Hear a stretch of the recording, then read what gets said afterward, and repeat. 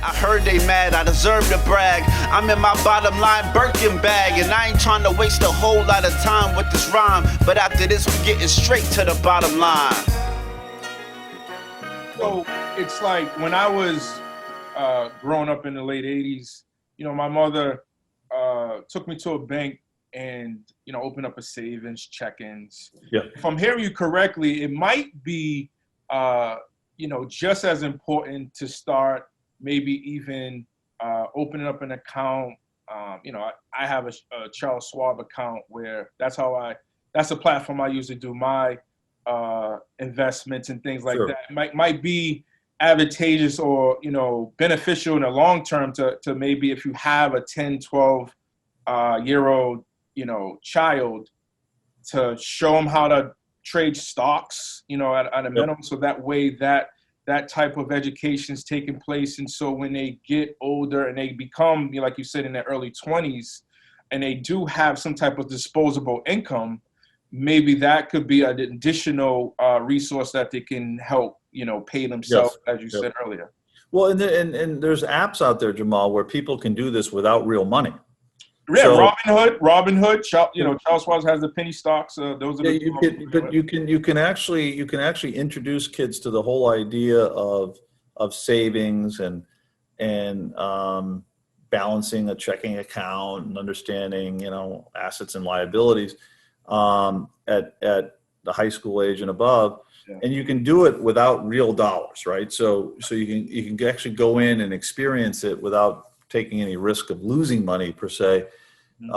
So I think there's a real teaching moment that's really important because, if you look at a lot of the statistics today, we still have a savings inadequacy challenge in the country. And so there is this risk as people live longer because they're generally healthier and we've got a very good, strong healthcare system. So people are living longer. The need for those dollars to last longer is greater today than it's ever been. And so how do you ensure that you don't outlive your income in retirement, right? Elderly poverty, for example, is something that is very concerning. And so that's why I think it starts at an early age, both in terms of the education, as we're talking about, but also the actual behavior of savings. Correct. Savings and making it repetitive and making it consistent. Yeah. No, that's actually a great point. Something, you and I, we first met at, Boston College during tailgating, actually. And I was actually oblivious to such a great time that you guys indulge yourselves with while I was playing. Yes. It wasn't until after my career that I actually was able to experience the tailgating at Boston College and things of that nature. Can you go back to the time when Ed was a senior in high school and it was time to select a college? What was it about BC that made it so attractive that that's the direction you wanted to, go in as far as your college experience? Well, they were the only one that would take me. That's a fact. That's a fact. I had some familiarity with BC because my father went there. Oh, okay. Yeah, because you're third, right? I'm the third. Yep. My dad went there. He went to BC High. He went to BC, and he was kind of a champion of Boston College. I went to high school in Florida. Okay. I lived in St. Petersburg from age 11 to 18, and my sister, one of my sisters, was at FSU, and I went up to visit her at Florida State in Tallahassee with a buddy of mine, and we had the best weekend ever. Okay. Was Bobby? There's the legendary Bobby. Bobby Bowden, yes, yeah, absolutely. So I came back from that weekend visiting my sister, and I told my father, I said, "You know what, Dad? I've thought about this, and I've reflected. I've decided where I want to go to college." And he said, "Where?" And I said, FSU. He said, no, you're going to go to a Catholic institution on the Eastern Seaboard or whatever, right? Oh, so from hearing you correctly, when you said Boston College was the only choice, because Papa said so. Yeah, well, I ended up applying to Holy Cross and Georgetown and a bunch of schools on the Eastern Seaboard. But BC's just been, what a terrific experience it was for me, Jamal, as I know it was for you. both for you, for, both athletically and academically and everything else. It's interesting. I look today, I'm out of BC now 35, 36 years, and I have so many treasured relationships, good friends that I'm talking to every single day. There's a bunch of us that get together, about 35 of us that get together every year for the last 25 years, and we plan a golf tournament. Yeah. And sometimes we don't see each other for a whole year, but it's like you just saw people yesterday. It's a unique place, right? BC is a unique place. And, but the alumni is strong.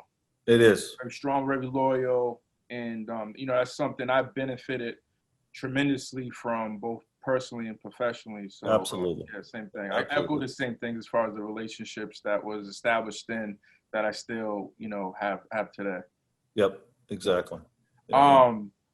So I got a couple of fun questions for you. Sure. All right. So if you had to pick a sport that you're actually performing while conducting business, what sport would that be? You mean playing the sport while I'm conducting? Yeah. So if I'm your business partner, if I'm a future prospect of yours, and you wanted to, I'm a competitor. I like to compete. And yeah. You want to compete possibly without telling me, right? Yeah. but ultimately, of course, you want to close me. You want to get the deal. What sport would that be?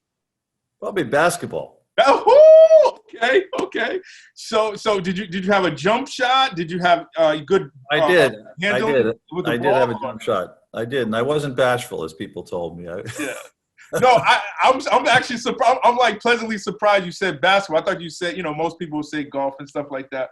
But it reflects the level of confidence that. Well, I can't shoot like I used to, but I played a lot growing up. I love basketball quite a bit. Yeah. I do play golf, but I, like everybody else, or most people, I guess, I struggle at it. But I enjoy the camaraderie of golf, right? I enjoy being around people and meeting people and being able to decompress. 4 hours on a golf course. Yeah. Particularly if I'm playing with someone that doesn't take the game or themselves too seriously, it really becomes an enjoyable experience, right? So that's what I love about it. Yeah, we should once the world opens back up and it's friendly, we should definitely play 18 holes. We'll definitely do that, Jamal, and maybe a little one-on-one hoop. Yeah. Yeah, we could partake in that. I'm not gonna compete with you running 40 and 50-yard pass patterns. So I mean hey, well honestly, these days about to turn 41 next month, so despite what you see on Instagram and LinkedIn or wherever I, distribute the videos, I make sure I stretch. And not only do I stretch, more importantly than stretching, I pray. I pray that I can just get through the workout, no hammies, Achilles, etc. So, I definitely. I'll tell you, I find your Instagrams and your workouts pretty inspiring. I mean, I will say you push to the limit. Yeah, well, it's a good stress reliever. That's something that, unbeknownst to me, because I played sports up until 26 years old, competitively at the collegiate professional level, it was an automatic stress reliever. So whatever was happening, you're going to practice every day, maybe sometimes twice a day, and then on weekends, there's no days off. Mm-hmm. And so there was always this stress reliever. But then once sports was gone and the stress never left, right, and then there was nothing to relieve, then, that's how you kind of get into a little bit of trouble. That kind of is a good segue too. How do you manage or, kind of alleviate stress given such an enormity of responsibility, both professionally and personally, since your father of four and a husband? Yeah.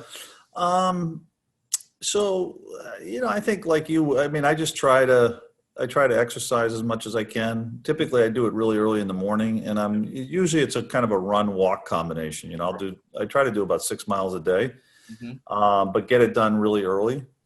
And I find that pretty motivating and gives me a little bit of energy, right? And then, I read a lot, I would say, probably more related to the industry, or nonfiction. Like I'm not a big Something to kind of help you escape a little bit from. Yeah, a little bit.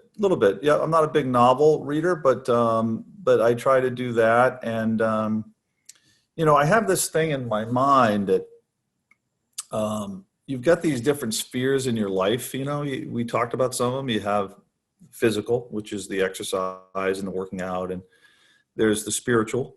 Yep. Your faith, which is really important to me. There's family. There's family. There's social. Friends are important to me and spending time with them. And at any given time, and then there's charity. There's giving back, both your time and your treasure. Philanthropically too, right? Yeah. Yes, time and treasure. So if you think about those things consciously and you try to make sure you're devoting time and effort and energy to each one of those things, you can strike a pretty good balance. But invariably, we're all human and you get out of balance, right? And the question is being able to recognize that. And so self-regulating is important. So for example, am I working to a point where it's beginning to have an impact on my family? Correct. Or on my friendships? Or am I forgetting that I really need to be giving back to the community? Sometimes for me right now, Jamal, I don't have as much time to devote to charities. So oftentimes it's more picking 2 or 3, and then the rest is just being financially supportive, which is really important to my wife and I.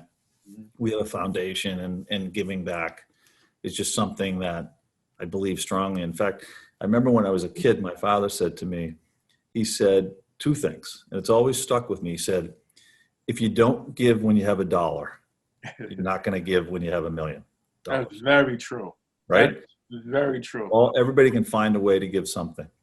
And then second, he said to me, which really struck me too, he said, if when you give, it doesn't hurt a little bit, you haven't given enough. You got to elaborate on that. I love that. I have my own interpretation of what that means. What did you take away? Well, to me, what it means is, it's all relative. Cheerful giver. Is it that realm? God loves a cheerful giver type realm. Well, yeah, but I think it's like, I guess it's really easy for somebody that has $10,000 to give $1 away. Correct.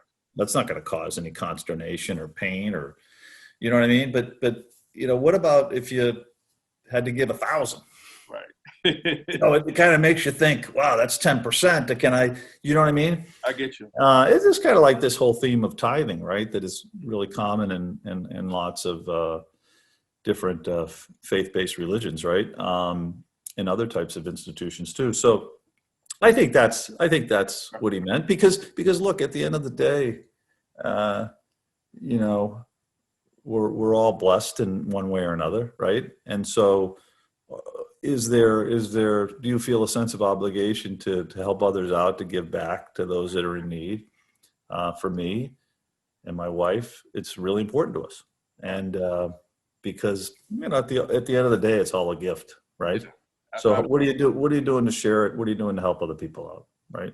So I got a couple of final questions before we close out. Sure. But I really, thank you for this time. This has been a real treat on this Saturday morning. Me too. Because you talk a lot about your father and the advice that he's imparting on you, and it seems like you kept that in your back pocket and actually had time to, implement that into your actual life. What are some maybe top 2 or 3 maybe lessons that you learned or advice that was given to you that is kind of like maybe a hallmark of yours that you always find yourself repeating to others? Yeah. Well, that's a good one. Well, one is, and I try to impress upon this with my kids and even people that I work with, is, don't be afraid to take risks, whether it's in sports, whether it's in life, whether it's in your career. you'll be amazed at what you can accomplish, right? So moving, this whole idea of moving outside your comfort zone. Right.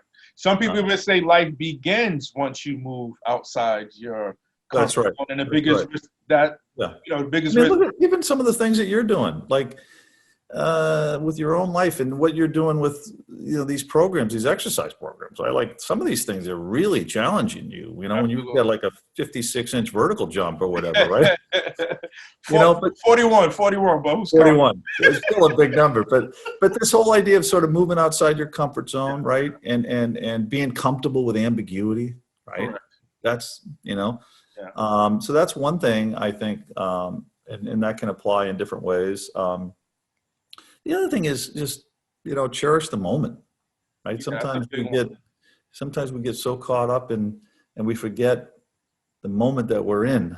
Yeah. And I'm guilty of Everything future. And I think it's the most challenging if you have that temperament or if your personality is ambitious and you just always want, okay, you accomplish something and then you're kind of conditioned to, okay, got to be bigger. It got to be better. It got to be more. How do you have an inner dialogue that kind of reminds you, or is it your wife? Is it your children that kind of settles you? Well, I think it just goes back to what we were talking about earlier. Some ability to have that personal governor or that regulator that you can maybe check yourself from time to time. But I think we're all challenged in this world where you got to be on 24 hours a day, right? Like social media, email, everything else. And look, I find it challenging too, for sure.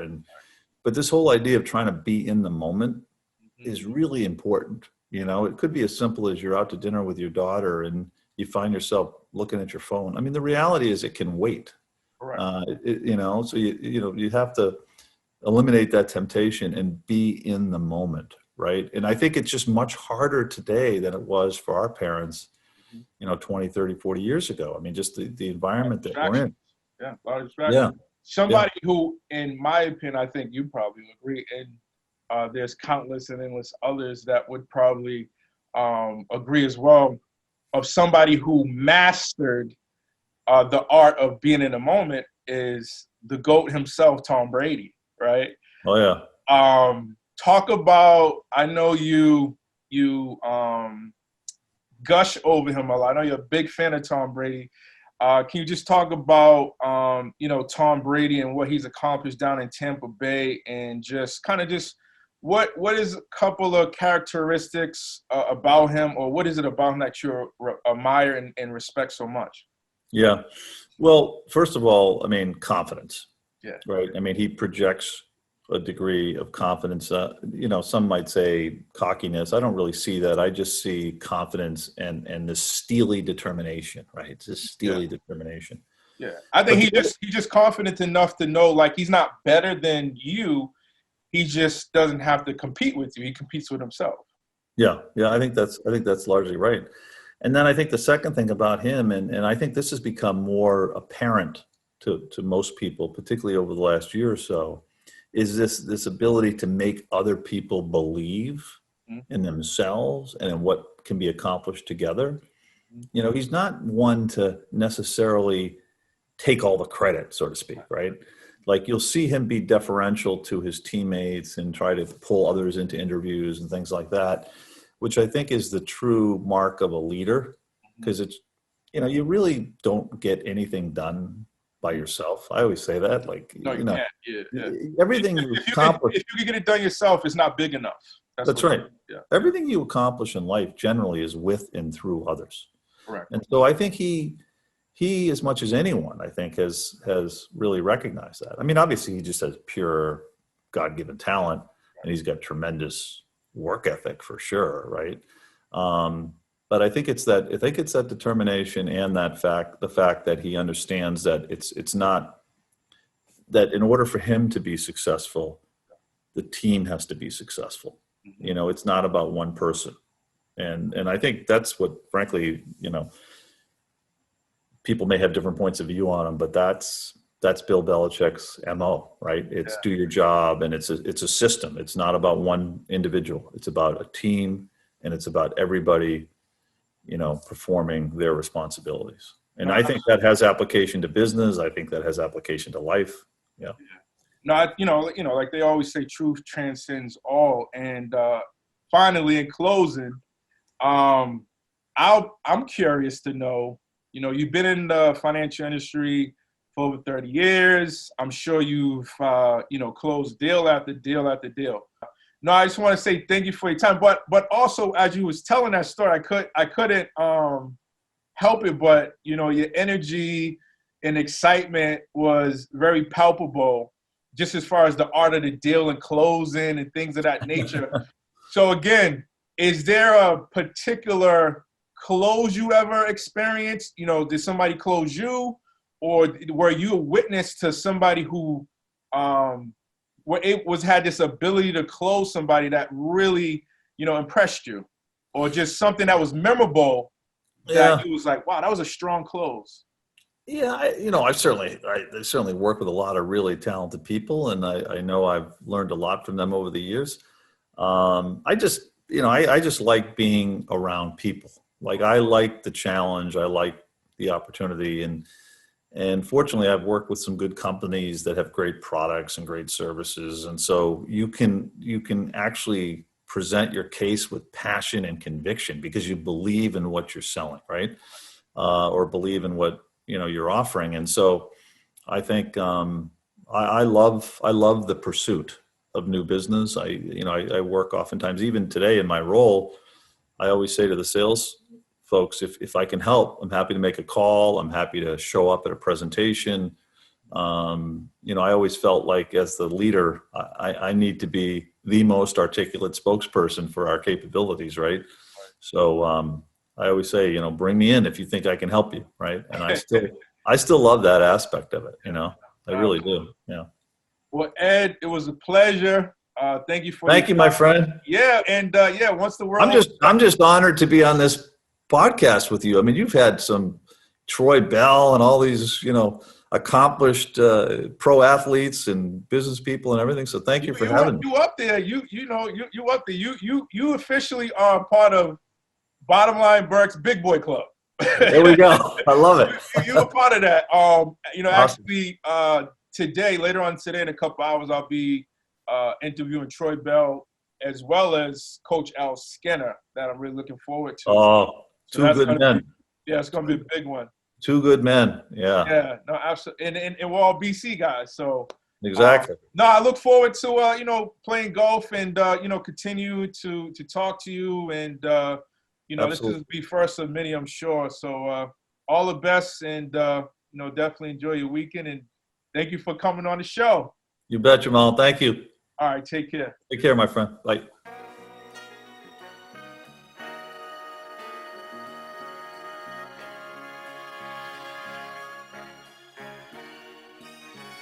From that stoop down to Lennox, my mama argued with me for like 200 minutes, drinking brews till I'm finished. To the news, them interviews, they knew my position. I could lie for free, but that truth is expensive. So visit my site, get an insight. What my living was like was bigger than life. Different women spending the night, no children in sight. I got fed up, but kept my head up like I'm willing to bite. My life doing bike tricks, touchdowns for Mike Vick. Stop on a dime and split right soon as your eye twitch. I was quite quick, not many was like this, waxing them like a candle. I guess I was quite lit. I heard they mad, I deserve to brag. I'm in my bottom line Birkin bag, and I ain't trying to waste a whole lot of time with this rhyme. But after this, we getting straight to the bottom line.